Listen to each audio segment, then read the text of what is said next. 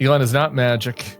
He's not. Right. He does not have scary magical powers. Like he is not able to manipulate the machines. If anything, he's toxic. If anything, he's toxic. That's what I was going to say. Yeah. He backfired.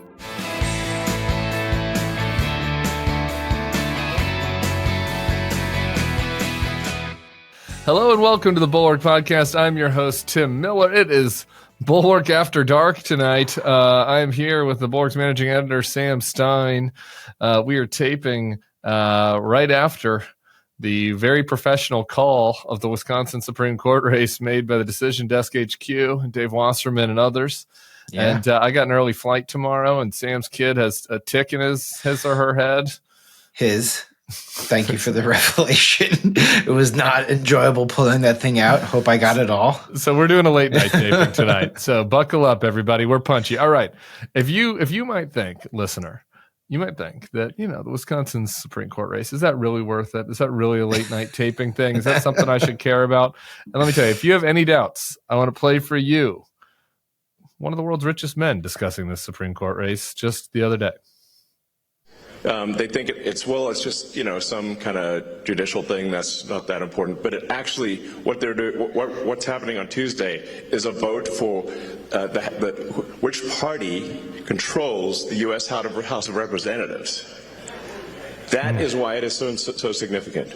And whichever party controls the House, it to a significant degree controls the country, which then steers the course of Western civilization. So it's like, I feel like this is one of those things that may not seem that it's going to affect the entire destiny of humanity, but I think it will. No pressure. Yeah. Susan Crawford, the Democrat-aligned judge, you are affecting all of humanity, the destiny of humanity. Sam, good. What do you make of it? Good. Did you hear the guy scream at him, no pressure? No pressure. Do you feel like Western civilization was on the line in Waukesha County tonight? I mean, I personally did not, but maybe I'm happy it is, right? We get a little bit of, as Elon says, we get a little bit of a turn here. I'm happy with that we're turning civilization in a direction. Are you not?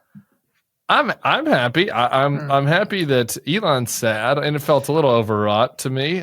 Just a little, just a touch. Destiny, all of our destiny settles on this Wisconsin Supreme Court race. This race that Elon heard about maybe 4 weeks ago and decided, I'm going to put 20 million in there. Yeah, I think that there are a couple things that are really important about the race that may be a little short of the fate of Western civilization, but I think are pretty important.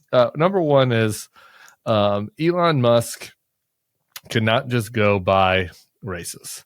Right. And I think that there are people, particularly on the left, particularly progressives, I had some folks who've come up to me that are like very worried about just elections going forward, Elon monkeying with it, the Twitter, the bots, the amount of money that he has. If you can't buy a Wisconsin Supreme Court race, then it's going to be very much more challenging to buy bigger races. I mean, it's not like you can't buy any race, but I think let me stop you there because I hear you, but what happens in a race where there isn't such donor enthusiasm on the Democratic side, right? Like the actual total amount of money was relatively matched in this race, but there's hundreds of races. Sure. Hundreds. Could he steal a random mayor's race somewhere? Sure. To me, I think that Elon is not magic. He's not. Right. He does not have scary magical powers. Like he is not able to manipulate the machines. If anything, he's toxic. If anything, he's toxic. That's what I was going to say. Yeah. He backfired. I think Elon's money. Like I think probably, which we'll get to next, because the nature of the backlash against Trump and the nature of how these special elections work and the nature of the coalitions, Susan Crawford was probably going to be the favorite no matter what. Right. But I think Elon was a net negative on this, and even including the $20 million that he put in and the $2 million bribes that he gave to random college Republican twinks. I think even in spite of that, I think he was a net negative. And I'm a little bit surprised that they had him show up, honestly. Like if I were the Republican Party in Wisconsin, I would have said, thank you, I'll take your check, but can you just, maybe like not come to the state? Like, his numbers are terrible. And frankly, I think a lot of these races are way more referendums on him and DOGE than they are on Trump. And so I feel pretty strongly that he was a net negative in a serious way tonight. And so I think that is important going to the midterms, because Elon is not going to disappear. It's not as if I was on with John Halliman earlier, and John said, I think rightly, I don't object to this observation, but he's saying that the Republicans in the House who are up in tough races, in swing districts, are hoping that like a rebuke of Elon will get him to chill out and go away. That or maybe happening. To get Trump to push him away, right? Yeah. Maybe Trump looks at that's all Jonathan Martin was talking about. Yeah, I don't think this happens because of the money, honestly. But that was the premise of this Jonathan Martin story, which is like they want Trump to say, "Ooh, this is not good," and maybe that's like the nice side benefit from this race, and that Trump is like, you know what, we got to kick Elon to the curb. I don't see it happening, but it doesn't mean that there aren't people who aren't hoping it happens. Yeah. I agree with that. So Elon being toxic, I think is an important takeaway from the race. Another important takeaway, as Elon mentioned in his speech, so there's one thing he got right, is I do think we'll see, like Wisconsin has a really terrible gerrymander. Right. Having a 4-3 Democratic Supreme Court might make a difference in that. It might make a difference as far as the House of Representatives is concerned. I frankly don't think the House of Representatives will probably be that close in the next midterm. But that's. But if it were, this would help, right? Yeah, exactly. Yeah. So I think that's meaningful in the micro. A turnout is pretty good. It was not quite as good. It doesn't seem yet. I mean, it's like we haven't obviously counted all the votes in Wisconsin yet, but it doesn't look like it's Protasiewicz kind of like, which was the big post-Roe Supreme Court race there. But like pretty good turnout from the Democrats there, and then we'll get to Florida. And so I think that is also encouraging. And I think those are all, and it happened in obviously a state that's going to be very important in the future. And I think this also affirms something that we've been talking about a long time around here, which is like that these coalitions have totally flipped. And the old Obama era situation where Republicans did better in midterms and special elections, and Democrats did better in general elections, like that is totally flipped. Yeah. And there's this hilarious kind of irony, kind of, it might not be funny for some people, but the Wisconsin also passed a voter ID tonight. Right.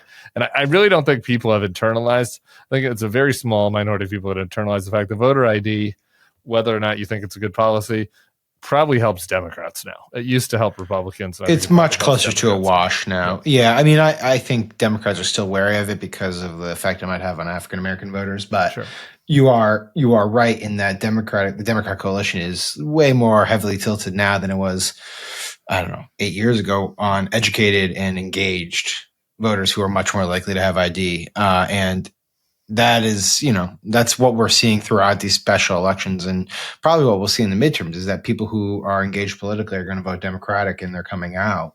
The only hope that Republicans have is that they can nationalize all this stuff and bring out these Trump voters. But that's really hard, like on special elections or random Supreme Court races, as we've seen tonight. All right. There's some specials in Florida that Republicans won, but there's some maybe green shoots for Democrats. In Florida won.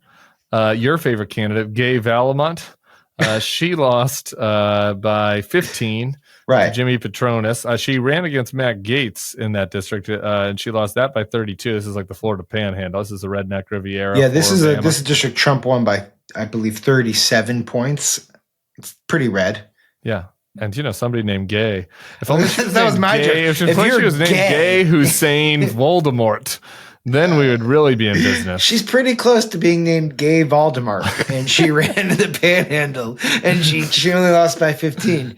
Honestly, there should be some clause in the Florida Constitution where if your name is Gay Valdemar and you come that close, you get to co-serve.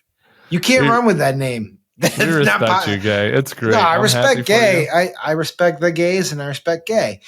But it's just really hard. Escambia County, Pensacola, 22% more Dem. The surrounding ones also about that. Oh, this is why I was tied into Gay Voldemort. No Democrat apparently has won Escambia County for president since 1960. I learned that on Twitter tonight. But Gay won it. Gay flipped it. Gayleen which makes sense for the panhandle. That it'd be gay lean. She leans gay. Yeah, lesbian Voldemort. Okay, over in Florida 6, and a similar demographic over in Daytona Beach, Mike Waltz won that district by 33 in the election 24. Randy Fine, who's a fucking piece of work, he won. He's a Republican. He won by 14 over Josh Weil, who's a math teacher. Again, so neither of those races end up being that close. 15-point loss for Gay, 14-point loss for Josh Weil. But like that does not bode well. And explains why at least Stefanik got pulled. Yeah, I think people need. If people, there was some chatter last week that Randy Fine was in trouble, but the chatter was mostly generated from Republicans hoping to. Two things: one, set expectations, and two, get as many national resources or attention on this race as possible. Because again, it goes back to: can you nationalize the race? Can you get those Trump voters engaged? And I think they succeeded in that. But then you step back, you say, "Wait a second, that's like a 15 to 16 point swing." And I will note this is, I thought, the data points are actually more interesting in the micro, in that they were breaking down each district in these. Each counties in these districts.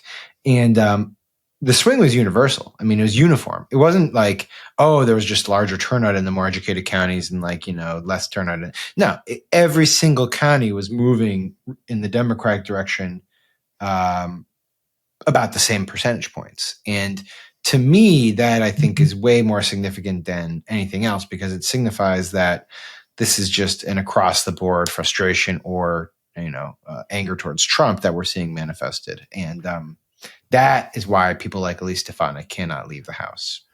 Yeah. And I mean, in Wisconsin, obviously you have more of a kind of a diverse demographic, because you have like white working class areas, black areas, and Milwaukee college towns, than you do in kind of these red districts in Florida. This stuff's still coming in right now, but as of now, it's like 23 of 25 districts.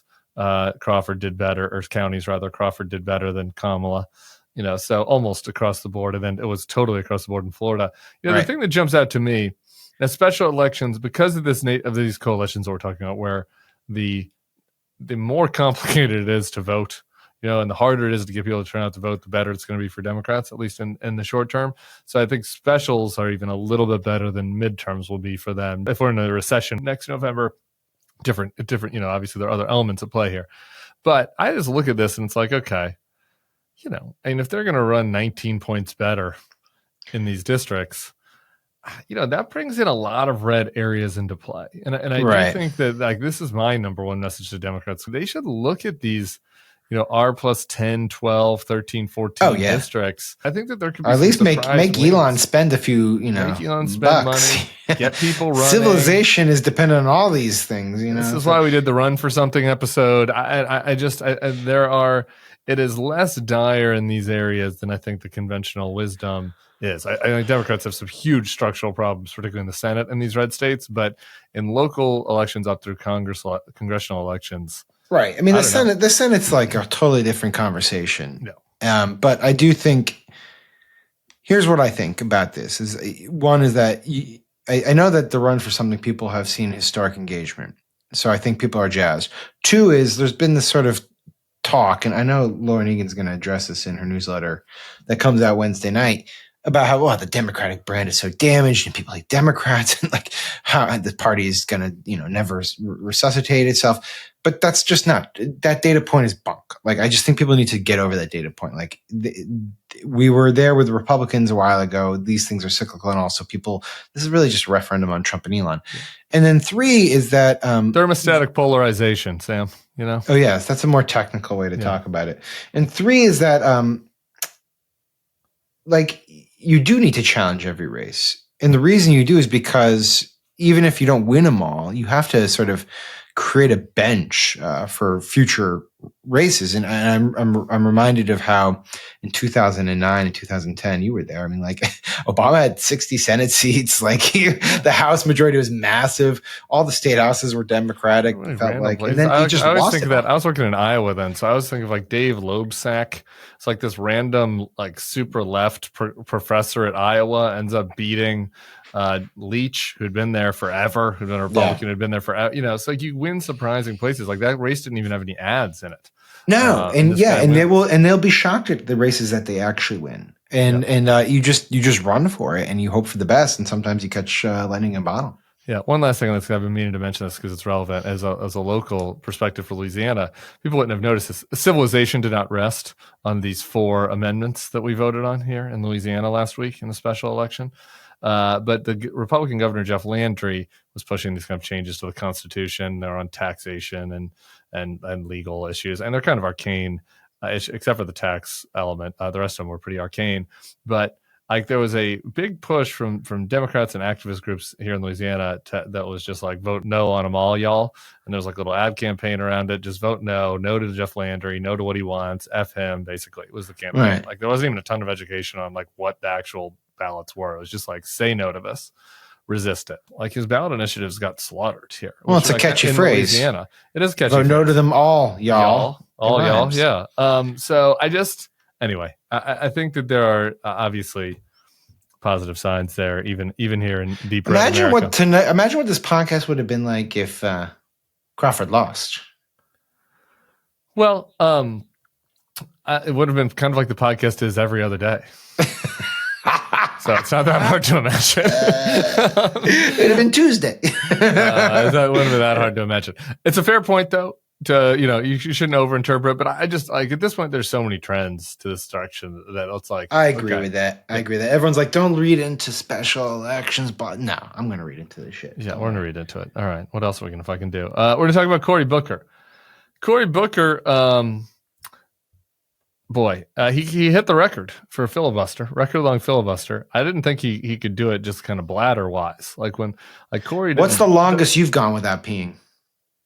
Well. I've got that dog inside of me, Sam. So probably a while. I don't even know what that means. Probably a while. That's why I kind of feel like I'm a little made of sterner stuff than Cory. I was wrong. Yeah. Cory surprised me. He went a full 24. I don't. What was the final number? 25 plus. 25 hours plus. Yeah. Record filibuster. I have some thoughts on it, but let's play a couple clips. Let's first play him talking about kind of the moral moment. How did we get here? Because of people whose names I don't know, who stood at Stonewall. We got here because of people's names I don't know, who were there at Selma. This is the answer to your question. This is an American moral moment. This is the question of where do we stand for health care?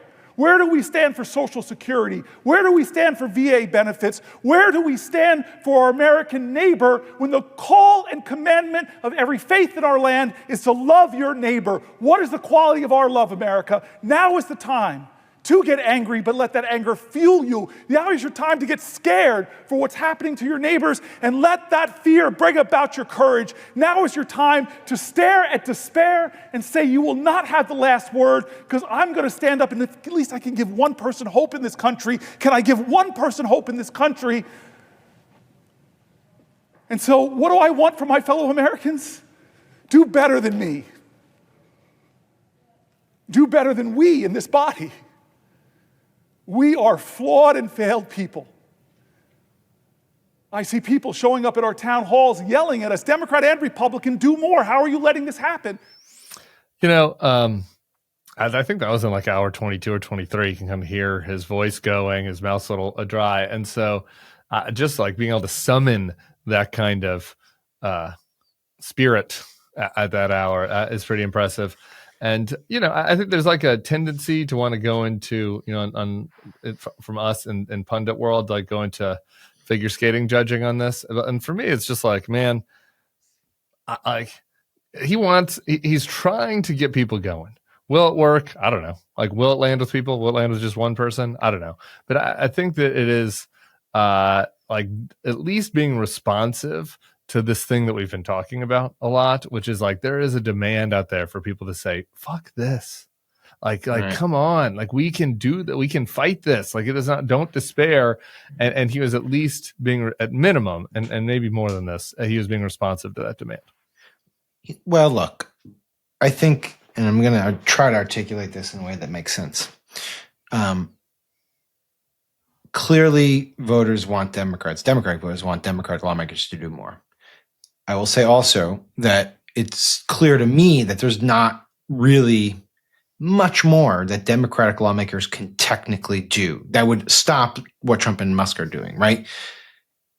In order for them to make that point to voters, that really the power to resist and oppose Musk and Trump rests in collective action and public action, something like this had to happen. Cory Booker or someone had to make a personal sacrifice, a historic personal sacrifice in this case, to say, look, I get it. I'm doing this. It's not going to do anything. Like, it's not going to stop a piece of legislation. It's not going to cause the day. One less day. One less day. Yes. Yes. Action. And look, maybe, the next step, Chris Murphy should get up and take the baton and do one more day, right? Like, you can make the case, but it's not going to ultimately lead to, something not passing that could have passed otherwise. Maybe Republican lawmakers moved by it, but that's about it. But in order for him to make the case to people that, look, you are where the power of resistance lies, he had to make a sacrifice along these lines. And I watched, not all of it, I watched a decent amount of it. And I thought he succeeded in that. And I thought the last hour especially was a really remarkable, considering how exhausted he must have felt, really remarkable weaving of history, of the civil rights movement and all that, and his own life experiences into the current political moment that we are in. And I had people who sources now federal workers who have been in contact with me for weeks, total despair among these people, especially today. And we'll get into it, I know, because there's so many cuts today. They lost their jobs today and their livelihoods, and they were just like, I'm sobbing watching this. I can't, he's channeling everything I feel right now watching this.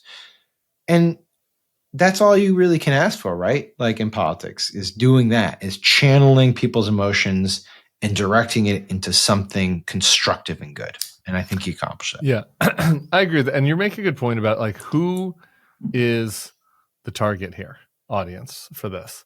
In a lot of ways, really, it is people that are anti-Trump, right? I mean, they're Democratic partisans or maybe not, but they're anti-Trump and anti what Musk is doing. And they are looking for somebody to be a leader, to channel their energy, to demonstrate sacrifice, to encourage them to get off, like all the things that you said, right? And I think a lot of times when people get into the analysis of this sort of stuff, it's like, well, will this win over the swing voter in Waukesha? And it's like, no, it's not going to win over the fucking swing. Obviously not. But that isn't the only objective. That isn't one objective of politics. It's one thing people need to do, but there are other elements of this. There's the legislating element, there's the leadership element, there's the motivation element. Right. And so, and I do think I agree with you. I think he's successful in that regard. I want to play one other clip that just kind of gets into the core of what the substantive policy critique was he was offering. 71 days in, now 72 days. I asked you, are you better off than you were 72 days ago economically? I asked that question. Ask it to your friends. Are they better off economically? Well, I don't see how they could be, because prices are up, stock market's down, the risk of recession is climbing, consumer confidence is in the gutter, 401k plans are losing value. Are you better off than you were 72 days ago under this president's leadership, on the verge of his so-called liberation day that's going to drive prices up even more? Again, this is another example of something we've been talking about. It's tough to, the strategists are all pivot to kitchen table issues. And it's hard, right? Because how do you get attention for that? Well, this is a way to get attention for it, right? And I do think, I've been banging for more kind of emotional reaction from the Democrats on some of this, on the democracy stuff and the deportations and all that. This is a way to get into the economic issue, and I think in a way that is pretty compelling, right? That speaks to the political opportunity for Democrats, which is what are these people? What are people getting out of this? I think that is a better framing than being well, our egg prices are up, or trying to troll around that. It's no, well, have you gotten anything out of this? You also don't want to hook it to one thing, but yeah, I think that's right. What have you gotten out of this? And in fact, what have you lost out of this? And I thought there was that, and then there was the last anecdote he told. Again, I thought the close was really remarkable. But the last anecdote he told, which was his personal story, as weave through what's happening to NIH and science. And he's talking about Alzheimer's research. And he's like, what is more unobjectionable than funding Alzheimer's research? Like, we all know it's a scourge. We all have loved ones or relatives or friends who've been affected by this horrible, horrible disease. We have a role. We have a bipartisan role to solve this stuff. And yet here we are cutting this research, retarding our progress on this stuff. And why? We can For say what? that again. Well, that was not in the negative sense, the pejorative way. Way to go. Fuck you. Anyways, what was I saying? So yeah. And then he talks about being with his father, who was suffering from Parkinson's or something. I'm sorry if I'm being inaccurate here, and having to walk him to a bathroom so that he could urinate, and having to help him take down his pants and all that stuff. And it was just like, oh my God, you talked about kitchen table issues, and that it's not what we can conventionally call kitchen table issue, because it's not about, the price of groceries and stuff, but goddamn, you talk about that stuff at the kitchen table, right? Like everyone talks about it at the kitchen table. And look, you might be right about the intended audience, but there was another intended audience, I do believe, and that was the Republican senators who were in the chamber, or who are maybe just watching, who have worked on this stuff with him in the past, and who might say, you know what, like, what are we doing? Just like your question, what are we doing here? Like, come on. Why maybe that was the intended audience, but I think they should focus on a gettable audience. Okay, like, we're getting a little high on our own supply here. The Republicans, the scales have fallen from Ron Johnson's eyes tonight, Sam. I would say maybe not Ron John, but maybe Lisa Murkowski, maybe Mitch McConnell. Maybe one other. Gay Valdemort was watching. We don't know. I've got one other. We have to do this because it's a political podcast. He's thinking about running for president. Yeah, I'm just sitting there. I'm just leaving that there. That's a real thing. Isn't that basically a but like this? Like, they're all thinking about it. But like, this is a real thing. And I don't know. I'm open to everybody. Everybody get out there. You're yawning already? Sam, we got a lot of time left. We got a lot of time left. All right, pull it together. The people don't pay $0 for this podcast to have a yawning guest. Okay. Did I just lose us some advertising? All right. So Cory's going to run for president. It's pretty good. More is more. More is more. I've got one other attaboy to a Democrat that I want to close with. So this is a very unusual podcast today. But first, we got to do a little serious stuff. As you mentioned earlier, a total bloodbath today at HHS. Our new colleague, Jonathan Cohn, who's awesome, and everybody should sign up at thebulwark.com for his newsletter if they haven't yet. Has a new one out tonight. RFK Jr. Guts America's Health Bureaucracy. It's been a little hard for me to follow this because like a lot happening. So what and I guess also before you tell us what we know, we've had amazing feedback from our listeners and viewers and readers who are in the government or our friends who are. We have a tip line, thebulwark.com/tips. Folks have been sending it in. It's totally anonymous. So if you or a friend were hit by these cuts, please tell us your story. But anyway, what have we learned so far? Just quickly on the tip line, I cannot stress enough. We've gotten some great stories out of these tips. Like this is not just sort of like, oh, we want to engage with others. You guys are giving us great stuff. We genuinely appreciate it, and it's contributed to a lot of these stories. So yeah, today was probably about as devastating a day for our healthcare bureaucracies as anyone can remember in recent history, for sure. It had been previewed last Thursday. They were going to cut roughly 10,000 positions from HHS. That's the Department of Health and Human Services that oversees the FDA, the NIH, the CDC, other agencies. And today was the day. And I had scores of people showing up at work, getting an email saying, we're sorry, you're being put on administrative leave and you no longer have access to the building. And that's that. And it was really sort of indiscriminate in a way. I mean, well, I guess not indiscriminate, but it was just a lot of people had trouble figuring out like what the actual upshot was. It wasn't just administrative leaders, like that was clearly part of it, but there were top scientific officials who were just let go. Like, for instance, the acting director of the National Human Genome Research Institute, we got an email from a tipster. Thanks again. Unexpectedly placed on administrative leave. He had a 20-year career as a researcher and a leader at the NIH. He was just gone. And Cohn tracks a lot of this other stuff. I mean, it's like LIHEAP, Head Start, food inspectors. They were all just cut. And it's hard to sort of CMS, really put your Centers for Medicare and Medicaid Services. And it's hard to put your head around just like how big an impact this actually will have. But he did quote Wendy Armstrong, I'm going to read this, director of infectious disease at the University of Colorado, your old neck of the woods. We've had a lot of devastating days, but this is really unfathomable, Armstrong said. It's astounding.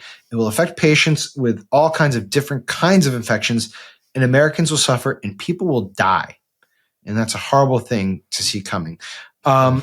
It's bad. And I will just add that, part of the subtext of here, maybe it's not even the subtext, is that RFK is just like trying to reinvent basically how we do health in this country. And he's installed people who have deep skepticism of the health bureaucracies. And they have a lot of political support. I will say that. I had a lot of people in my feed being like, thank God, go for it, cut more. But I think it's objectively, you can say it's a head in the sand approach to how we do this stuff. Jonathan interviewed Kevin Griffiths, who is an old spokesperson for the CDC. He was actually there for part of the time that RFK had been installed at HHS. And he told Jonathan that RFK, as long as he was there, never attended a briefing on measles, even though there's a measles outbreak that has been happening. That subject matter experts at the CDC had briefed RFK one time by the time he left, but it wasn't on measles. Avian flu, same thing. And we're just in a place where the heads of these agencies have distrust in science and don't seem particularly concerned all that much about the real problems that they are facing in the current moment.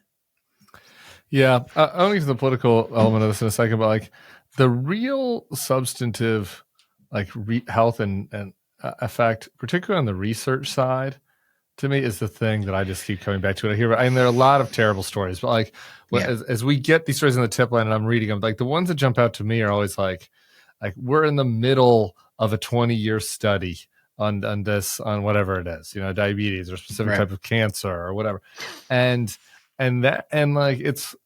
is stuff that is not easily remediated by like some rich guy, coming in and doing it, or the private sector obviously coming in and doing it, right? Like that's not like some of this other stuff, which is maybe patchable.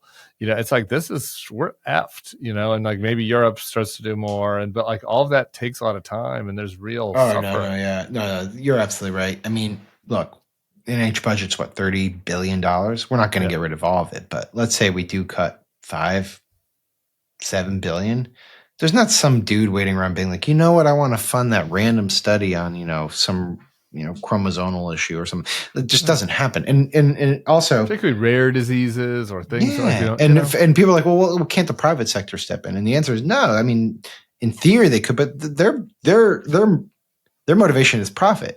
Right. They're not going to fund that long only shot. 12 people get a year. You know what I mean? Yeah. Like there are all these rare types of. Yeah. But also, even if it works out for them, they're not in the business of funding long shot. Go to the moon type initiatives. They want to fund something that can get them profit in 5, 10, 20-year horizons. Right. And so then the real only funding mechanisms are foreign countries. And honestly, to God, if the people I talk to, the only foreign country who's got the money to come in and get this done is China. And across the board, it's on trade, it's on science, it's on, foreign aid. Every single vacuum that we're creating, that Trump's creating, China will fill. And it is the theme of the first 2.5 months so far. Well, CNN has a story about how China has launched some large-scale military drills from multiple directions around Taiwan this evening. So, great. So in addition to handing over all of the soft power, maybe the hard power might be coming for us as well. Do you see any direct political thing? I mean, the CDC, not to just be rank politics here, but like the CDC, like there is a lot of these jobs are in Georgia. There's going to be a big Senate race there. I don't. I mean, Well, we hear we from people. saw- There are so- places, a lot of places in the country, Virginia governor's race. I don't know. I mean, yes and no. Yeah, the CDC cuts will impact Georgia, and Ossoff was talking about that, for instance, and then the research stuff that Booker mentioned. I mean, I think that does have resonance with some folks. Bill Cassidy and who facilitated a lot of this. Thank you, Bill. And Bernie Sanders, whom helmed the committee that oversees the stuff, have asked RFK to come and explain what the hell's going on. But I don't, do you really expect Bill Cassidy to be like, you know what, I got this one wrong? And no, this shit's like the whatever cliche you want to have. The horse is out of the barn on this stuff, and I don't know how much this is a political issue per se. I think when you do start capping grants to state universities for biomedical research, that becomes a jobs issue in local states. And Katie Britt obviously had that happen. And she objected. So we'll see. But I think it's one of those things that maybe a little bit too esoteric for people to. Though maybe, and I guess maybe there's a macroeconomic thing. We're going to get deeper on economic stuff on tomorrow on Thursday's pod because it will be on the heels of Liberation Day. Oh, I'm so and I want excited. to talk about Liberation Day next. But I do think that just this combination of this kind of quasi-government austerity, it's kind of like haphazard austerity policies of the government with the tariffs, with the it does contribute broadly to the economy. So anyway, Liberation Day. You excited? Just going forward with it. We've had a running kind of debate between me and you. You've thought, how long you think these ones? How long do you think these are going to last? What are you taking? And so, I think he's bought in, man. You keep saying that. These guys, and they all of their rationale. It's hard to pull back from the rationale they have. They think that this is central to their vision for the golden age of America. And I don't know, man. Your former colleagues at Politico reporting that a lot of the people around the president, vice president, don't really get it or understand, but they want to go big. I know they'll go big, and then in the next week we'll have some. They moved it so that the announcement is at 4 o'clock. What they didn't want we're going big was the image of Trump talking and then the ticker going down. They don't want that meme. So this is not their first rodeo. No, my prediction is they'll put them in place, and then sometime next week we'll have some sort of carve-outs that have been negotiated strategically by Donald Trump, and then we'll be like, oh yeah, you really scored a victory, Mr. President, and that's that. You already seen a little bit of this, some pre-negotiations. BB was out tonight. He said, today we canceled all of the customs duties levied on products from the U.S., Israel's largest trading partner. So it's kind of like don't reciprocal me, Donald. Yeah. And keep that spigot open. I assume we'll get a couple of those, others from his other friends, like the autocrats throughout the world. I mean, we'll see Erdogan. Yeah, what will the guy in El Salvador do? Yeah, Bukele. Well, I mean, his economy is based on Bitcoin. So I don't Bitcoin and prisoners that we tariff with Bitcoin. So anyway, we'll see more of that. The funniest preamble to this for me is, have you seen there's already some knives out for Howard Lutnick? Yeah, I saw that. That was a great. lot of Lutnick people. If this fails, it's on Howard. Oh yeah, because it's Lutnick. It's the Commerce Secretary. It's a comms problem, right? It's if it fails, it's Trump. It is funny because he is this little chihuahua of a man, and you can kind of see him as to me, I imagine him and Trump. Everything is high school, really. I imagine him and Trump back at boarding school. Trump was the baseball player, and Lutnick was the Millhouse who kept running around trying to please him. Donald, whatever you want, Donald. And there is a little bit of that energy from him, and I could see how that maybe grates on the colleagues. But well, I don't think Lutnick was the master manipulator behind the terror. I gotta be honest, Lutnick cracks me up, honestly, because he's out there and he's convinced himself that the best thing that he can possibly do is just be the most ubiquitous salesperson possible. But he keeps saying things that are really bad, such as, oh, I don't know if anyone should squeal if they lose their social security for a week. Come on, dude. So, the fact that he's done all this stuff and is, out there all the time for Trump, and then still is going to have to fall on the axe when this stuff hits the fan, I think it's poetic in a way. I think You hope he sticks we should have, something. well, I think we should have a little gamble between Waltz and him. They seem like the most likely first Oh, people yeah. to be fired via bleat.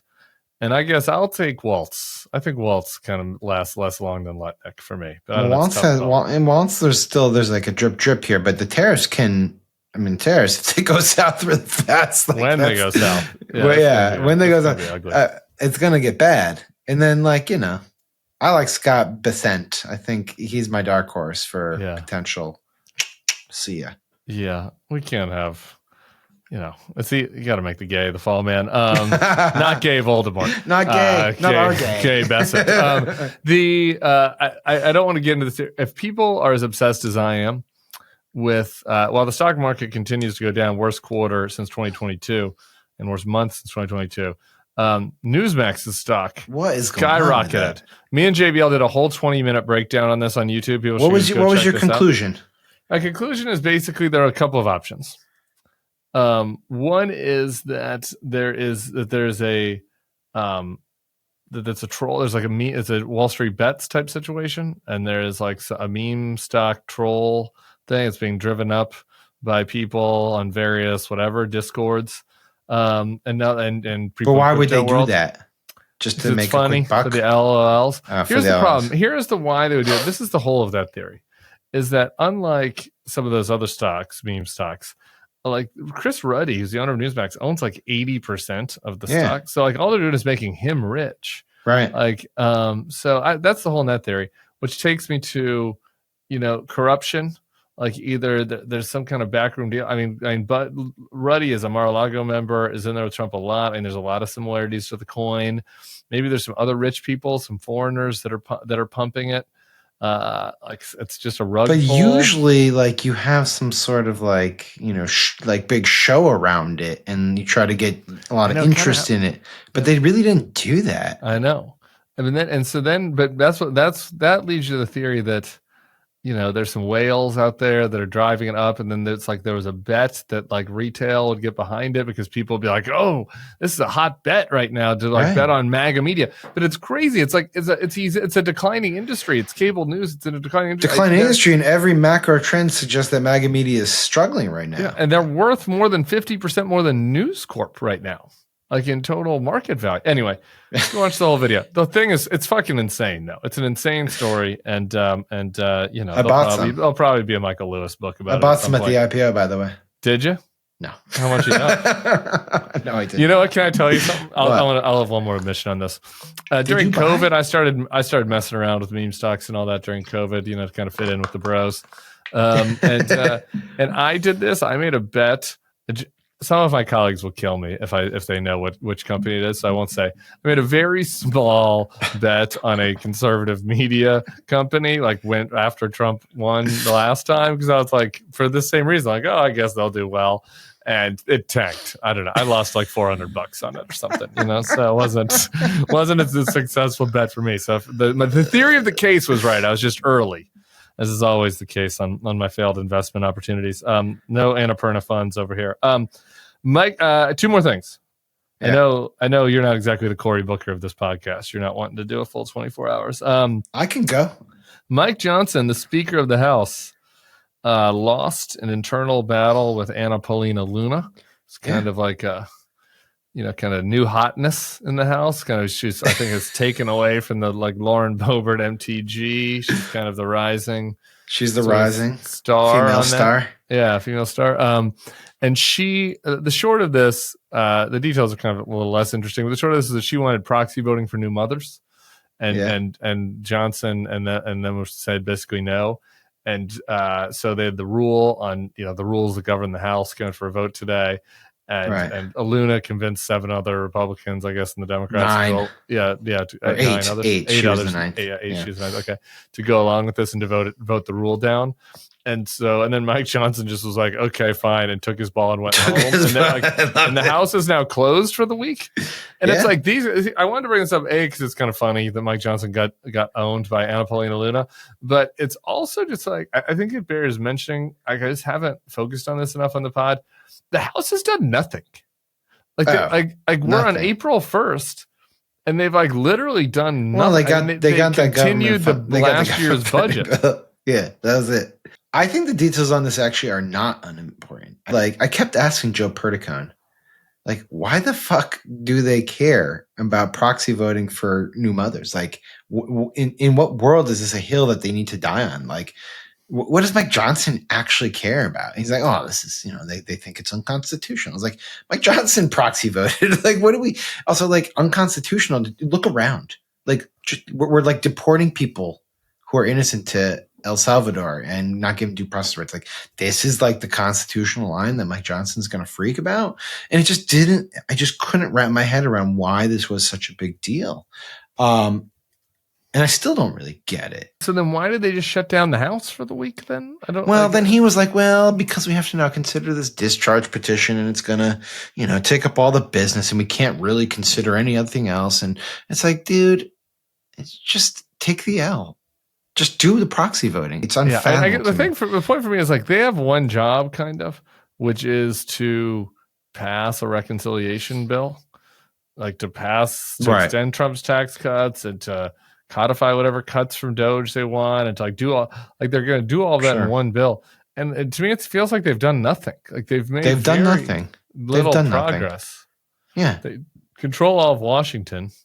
And they're just they've handed all. This also goes to the Constitution thing. Trump. It's like your constitutional line is proxy voting, but meanwhile, it's like you've completely ceded all of the power of the legislative branch to the executive. You're Elon? like King Trump can just do whatever the fuck he wants. Yeah, like the whole thing is bizarre. I don't get it. I think it's stupid. Clowns. Okay. I want to do a shout out to me. I want to do a shout out for Representative Glenn Ivey. Oh, okay. From Maryland. He's on Fox, not to you. No. To gay Baltimore. Sam. I just praise you. Glenn Ivey went on Fox on his douchebag Will Kane's TV show. And he was talking about the story with Kilmar Abrego Garcia that I've been obsessing over. Yeah. And so I just, for starters, good on him for going on to Fox. I've heard some pretty dispiriting things actually since I began my rants over the past 2 days or 3 days about why Joe Rogan is out there more on this than Democrats. And I thought that it was like, I was just assuming it was just caution. And I was like, well, if people such as me and Chris Hayes and Favs and others who've been out there and who've been doing this, like maybe they'll light a fire under people's ass. Right. Like, oh wait, we can do this. And to me, it actually seems more like they're being actively discouraged from speaking out. This is my understanding. So that's pretty dispiriting. But not Glenn Ivey. Glenn Ivey was on Fox, and I just want to play a little bit of him with Will King. I locked up more people in my day than you ever did. So don't lecture me about not being passionate about today. You write the laws. Immigrants to do something wrong. No. I've done it. You haven't. Back up. Today, Congressman, you write the laws. Congressman, today you don't prosecute the laws. You write the laws. County. In fact, I did a joint prosecution with Rod Rosenstein of MS-13 when he was the U.S. attorney and I was the state's attorney. I've done this before. You have not. Don't sit there and lecture me about being passionate about people who break the law. I've done it. You have not. Congressman, I think you took that a little more personally than intended, but I think that what I'm talking about is not your past, but your present. A+. What was the distinction Will Kane's trying to draw there? You write the laws. Yeah, I think Will Kane is trying to say you don't get any credit, sir. Sir, you don't get any credit for you were severed between prosecutor and law. Yeah, your past life prosecuting these criminals. You don't get any credit for that if you're not out there right now as a congressman supporting what these deportations Trump is doing, I guess. What law does he goes on there? There's a longer clip, but he goes on there and there's like a boring section of the clip. But again, there's some legal ease elements to this where Ivey is out there and he's basically saying, look, this is not how this works. Like this person was under whatever temporary do not deport order, and he has his wife and kid are citizens. Like, if you wanted to have a deportation, there's a process to doing this, is that you go to a judge and they're 30 days, and Will Kane's like, no.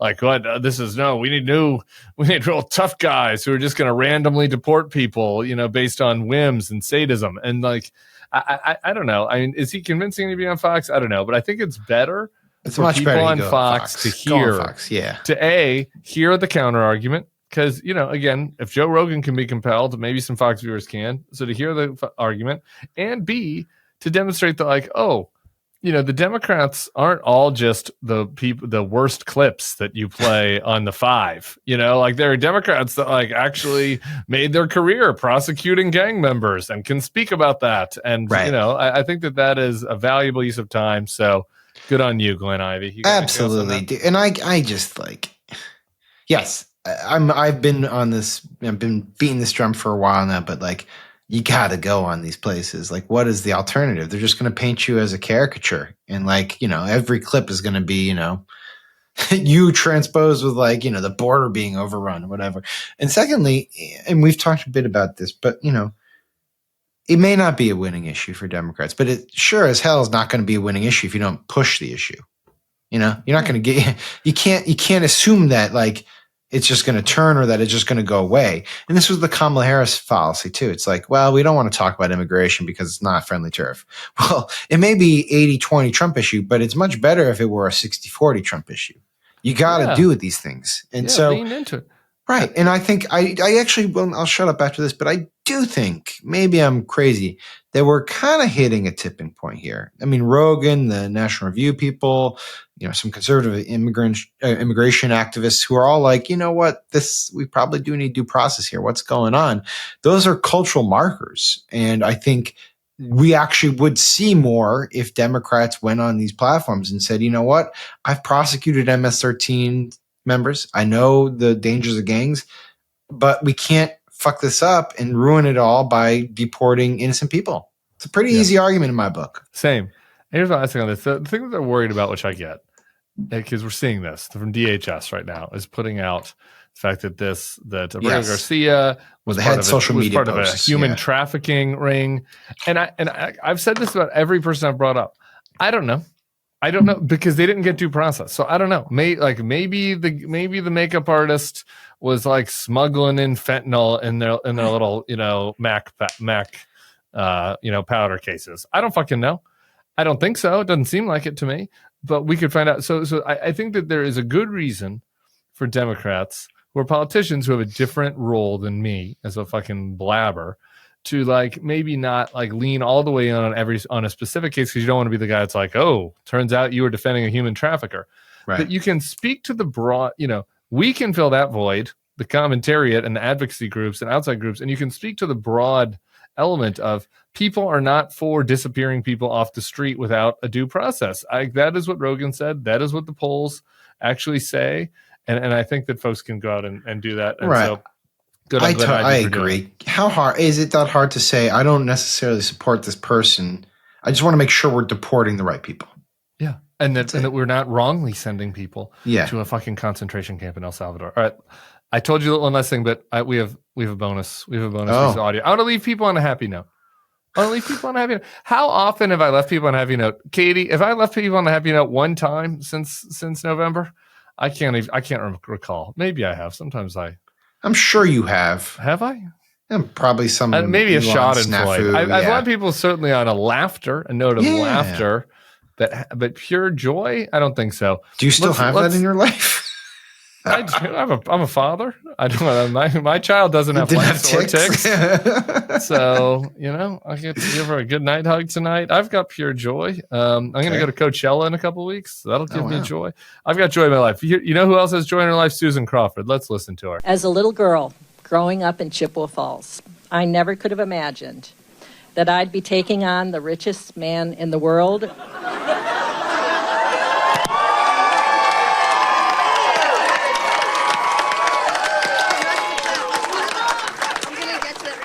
For justice in Wisconsin.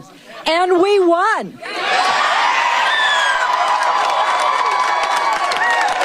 And there it is. She beat Elon.